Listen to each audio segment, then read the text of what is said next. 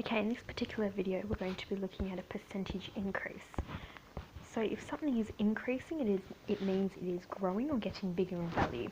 So a common example of a percentage, or where percentage increase is used, is when a tax is applied, or if something has a markup on its value, therefore its value or its price will increase.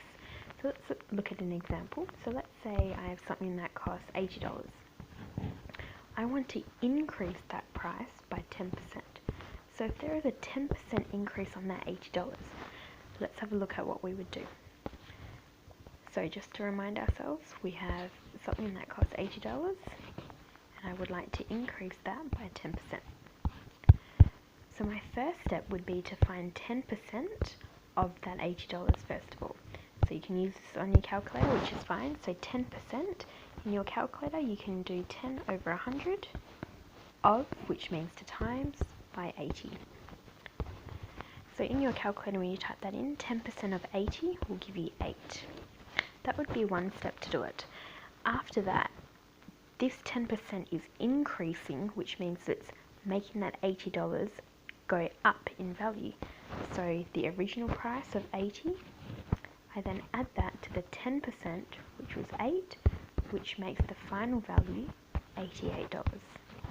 The main point here is that we are finding the 10% and we add it to the original because we are looking at a price increase. Let's look at another example. Let's say, for example, I have 750 kilograms of something. I then realize that I actually want to increase that amount by 35%. It doesn't always have to be money. So if I'm increasing that, my first step would be to find 35% of 750 kilograms. So on your calculators, you can put 35 over 100, and that value there was 750 kilograms.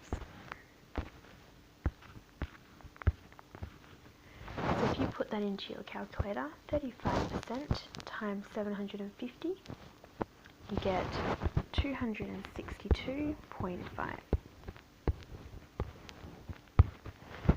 So now that I have found that increase, I need to find the final value, which means I'm adding the original amount, which was 750, added to the 262.5.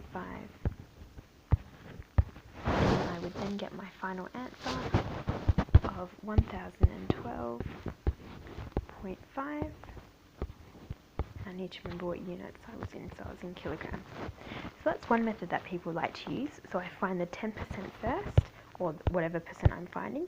So I find that percentage first, and then I add it to my original. So that's one method. Another method that some people prefer, which I'll give you another option.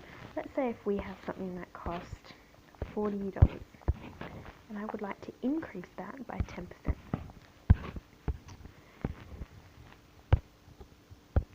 I know that I'm looking at increasing the original amount. Now that original amount, the whole thing is 100%. It's the entire thing. To that entire figure, I want to add an extra 10%. So what I'm actually finding, or what number I'm actually dealing with, is 110%. So the only step you need to put into your calculator is 110%, which is 110 over 100, times by 40. If you put that into your calculator, you'll get the exact same answer as if you were to do it using the other method. You will still get 44. But this just involves one step in your calculator. If you put this whole thing in there, you get your answer straight away, your own dollars. Whereas with the other step, you need to find the 10% first, which would be 4, and then you add it to the 40, which would still give me that same amount. Okay, I'll do another example that way. Alright, let's say I would like to increase 550 meters, and I would like that increase of 45%. So using the second method that we're looking at, that whole 550 meters is 100%. With that whole value, I am adding an extra 45%. So the number I'm actually dealing with is 145%.